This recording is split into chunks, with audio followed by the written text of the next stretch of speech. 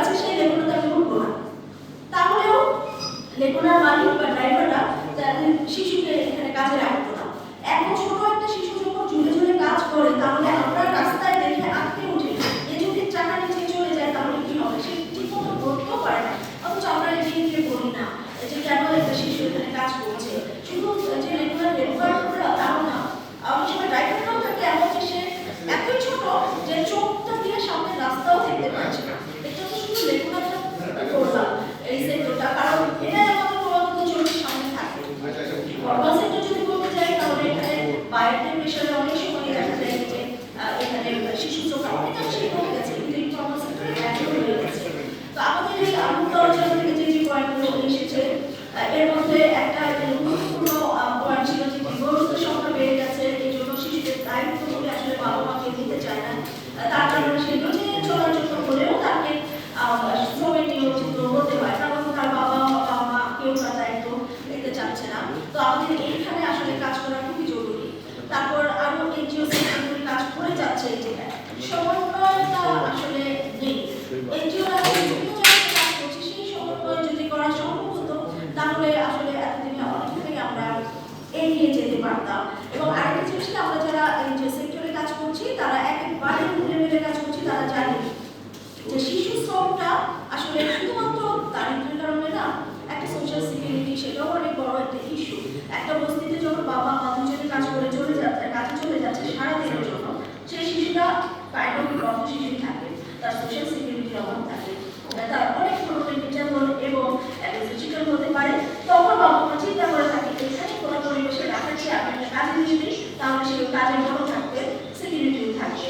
এই জায়গাটাতে আসলে আমাদের কাজ করার সুযোগ রয়েছে, আমাদের কাজ করতে হবে। আরো রয়েছে যে আমাদের সক্ষমতা আসলে নেই, আমাদের ফান্ডিং নেই, আমাদের যে কাজ করে যাচ্ছি সরকার হোক, আমাদের মাত্র স্বাধীনতার গত 53 বছর পার হয়েছে, আমরা সবসময় পরাধীন জাতি হিসেবেই ছিলাম। কখনো ব্রিটিশ শাসন, কখনো ব্রিটিশ শাসন, কখনো পাকিস্তানি শাসন, এবং খুব বেশি দিন হয়নি যে আমরা স্বাধীন হয়েছি। সেখানে আমরা এমনিতে অনেকগুলো সমস্যায় জর্জরিত, তার মধ্যে তো দরিদ্রতা একটি অনেক বড় সমস্যা। কিন্তু এখানে আমাদের যেখানে কাজ করতে হবে সেই সমস্যাগুলি সমাধান পরে আসলে আমরা শিশু শ্রমকে বা শিশু অধিকারকে গুরুত্ব দিচ্ছি, অথচ আমরা ভুলে যাই যে এই আজকের দিনের শিশুরাই আগামী দিনের ভবিষ্যৎ, আগামী দিনের চালিকা শক্তি।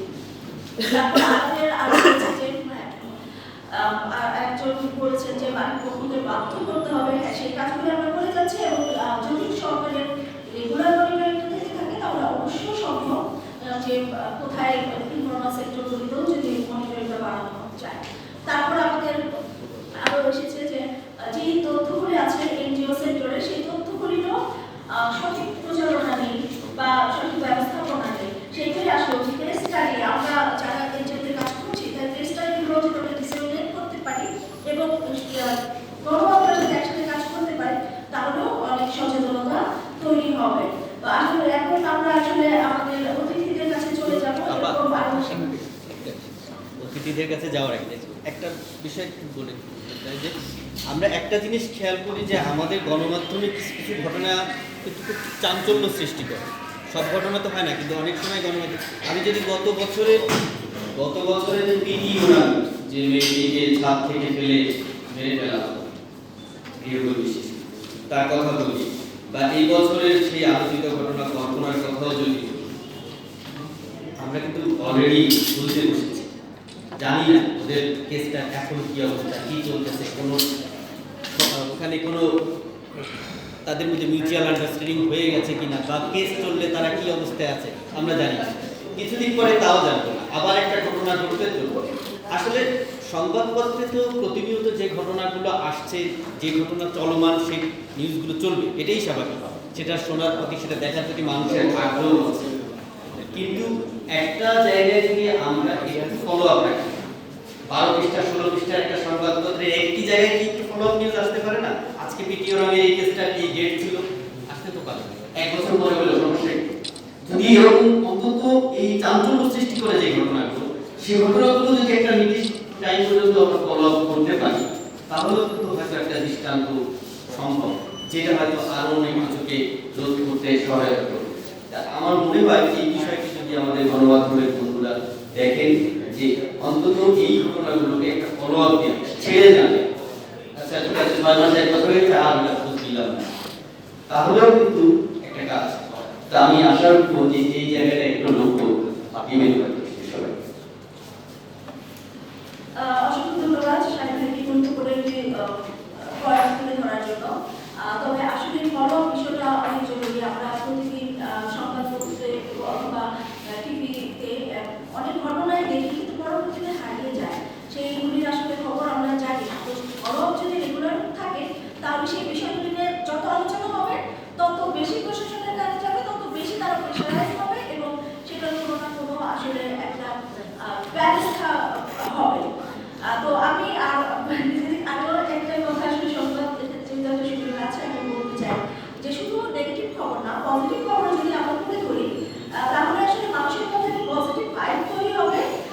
তখন মানুষের মধ্যে একটা থাকবে যে হ্যাঁ, সে যদি করতে পারে আমি কেন সুন্দরভাবে করতে পারবো না, আমি কেন ভূমিকা রাখতে পারবো না, সেগুলোও কিন্তু মানুষের সাইকোলজিতে একটা বড় প্রভাব ফেলতে পারে। তো যাই হোক, আমরা এখন অতিথিদের বক্তব্যে চলে যাচ্ছি। আমি সবার প্রথমেই অনুরোধ করবো জনাব শরফুল আলম, বিশেষ প্রতিনিধি এলিয়েট বাংলা, ওনাকে অনুরোধ করবো ওনাকে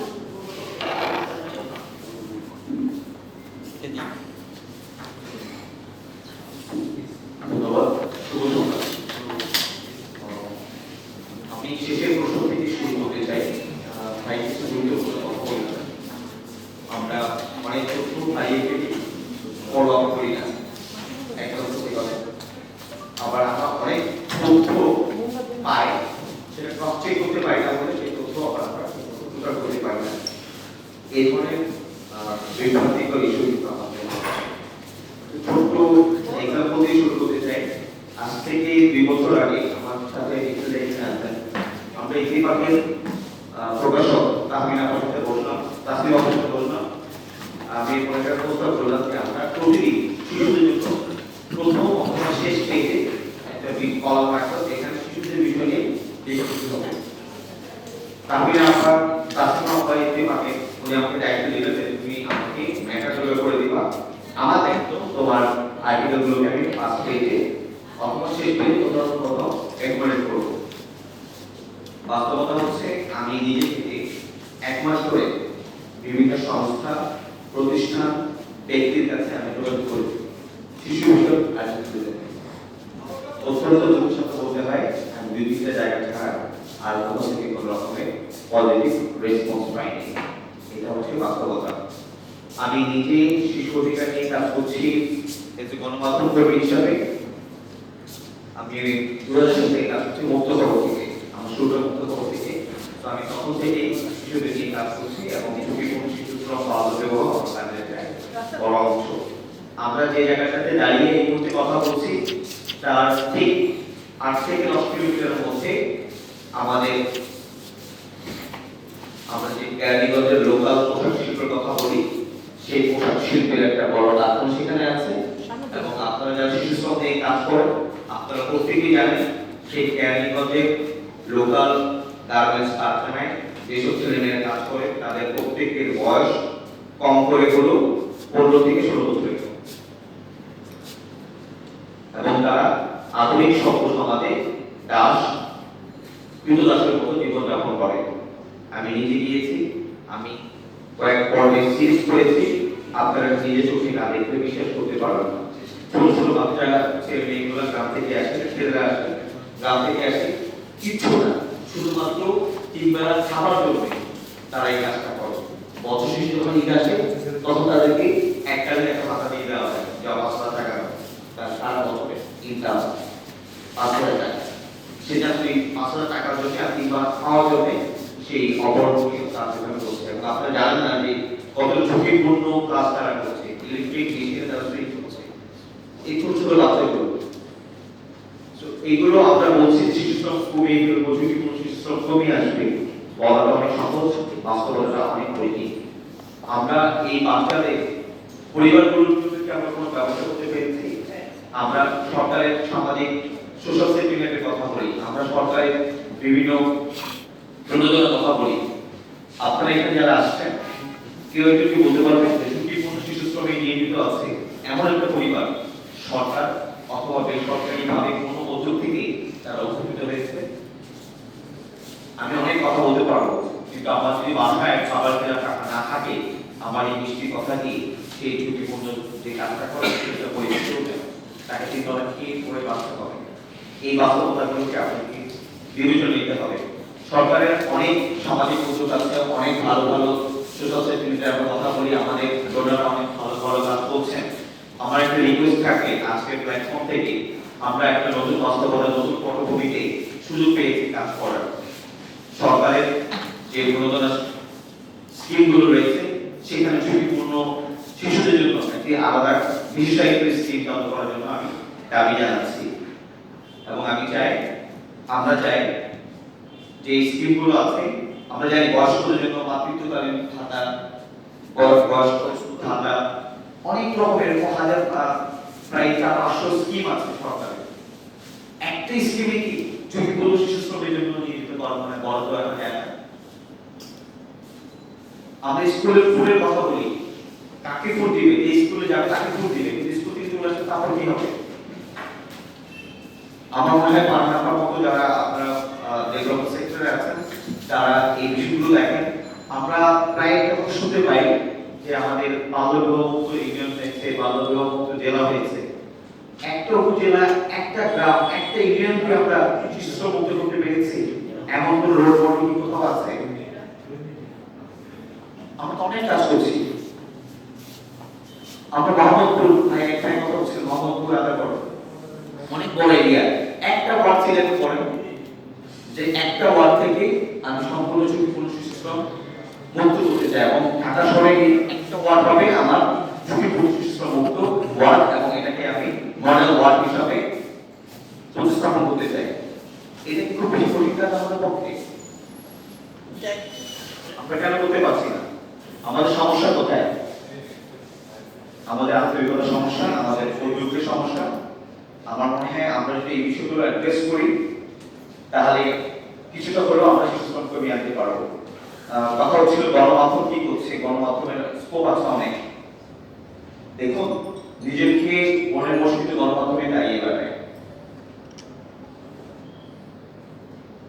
মুক্ত খবরের ফান্ডিং ছিল সেভ দ্য চিলড্রেন এবং ইউনিসেফ, তারা ফান্ড দিত 2000 সালে। 2 বছর পর যখন মুক্ত খবর বন্ধ হয়ে যায়, কি বন্ধ হয়ে যায়, তাদের ফান্ড বন্ধ হয়ে যায়। প্রোগ্রাম কিন্তু বন্ধ হয়নি, প্রোগ্রাম কিন্তু এখন চলছে। এটিএম বাংলায় যেখানে আমি পরিচিত কাজ করেছি সেখানে ফান্ড ছাড়াই এটিএম বাংলা কর্তৃপক্ষ নিজের দায়িত্বে এখনো একটা প্রোগ্রাম 20 বছর ধরে চালিয়ে যাচ্ছে। দ্রুত টেলিভিশনের কথা বলি, সেখানে এই ধরনের একটা প্রোগ্রাম আছে। বাংলাদেশ টেলিভিশন কাজ শুরু করেছিল, পট পরিবর্তনের কারণে 2 বছর পর তারা আলোর দেখেনি। পত্রিকাগুলোর কথা বলছেন, প্রত্যেকটা পত্রিকা কিন্তু শিশুদের জন্য একটা আলাদা বিশেষায়িত পাতা আছে। আমি এটাও জানি সেই বিশেষায়িত পাতা যে লেখার জায়গাটাও এখন অনেক কমে গেছে, অথবা আমাদের সময় আমরা যারা লেখালেখি থেকে আগ্রহী ছিলাম সেই আগ্রহ জায়গাটাতে অনেক ভাড়া পড়ে গিয়েছে। আমরা বলছি আমাদের সমাজে নানা রকমের কিশোর গ্যাংয়ের কথা বলছি, সমাজের বিচ্যুতি হচ্ছে, এটার কারণটা কি? আমরা কি মুকুলপুরের সেই শিশু শিশুদের একসঙ্গে দেখতে পাই? আমরা স্কাউটের সেই ছেলে মেয়েদের আমাদের ছেলে মেয়েদেরকে যুক্ত করছি? আমরা কি খেলা করে আমাদের ছেলে মেয়েদেরকে দিচ্ছি? আমরা কি পত্রিকাটার আসলে আমাদের ছেলে মেয়েদেরকে পাঠাচ্ছি? এসব করে দেখুন নাই তো। এই ছেলে মেয়েগুলো কি করবে? তাদের অবসর কিভাবে কাটবে? তারা তো পড়াশোনার নানা রকম অপরাধগুলো কর্মকাণ্ডের সাথে নিজেদেরকে সম্পৃক্ত করে। আমার মনে হয় ঝুঁকিপূর্ণ শিশু শ্রম কমিয়ে আনার জন্য শুধু আমাদের কথা বলে হবে না, কাজ করতে হবে। এবং আমি এটা বলতে চাই যে ছোট্ট আকারে শুরু করি, আমরা অন্তত একটা ওয়ার্ড থেকে অথবা একটা কাজ থেকে শুরু করি, যে যেভাবেই হোক একটা গ্রামে বা একটা ওয়ার্ডে 100-200 ঝুঁকিপূর্ণ শিশু শ্রমে নিয়োজিত আছে, এমন সম্ভব হবে না। অন্তত 100 জন বা 100টা পরিবারকে যদি আমরা কোনো না কোনোভাবে প্রণোদনার আওতায় নিয়ে আসতে পারি, আমার মনে হয় এটা কঠিন কাজ হবে না, এবং এটা একটা রোল মডেল হিসাবে সারা বাংলাদেশে ছড়িয়ে পড়তে পারে। ধন্যবাদ আপনাদেরকে এই ধরনের আয়োজন করার জন্য। অসংখ্য ধন্যবাদ জনাব শফিউল আলম, বিশেষ প্রতিনিধি এটিএম বাংলা। আমি এখন অনুরোধ করব শাহনাজ পরি, সদস্য ব্যবস্থাপনা কমিটি, জাতীয় প্রেস ক্লাব। আমি অনুরোধ করব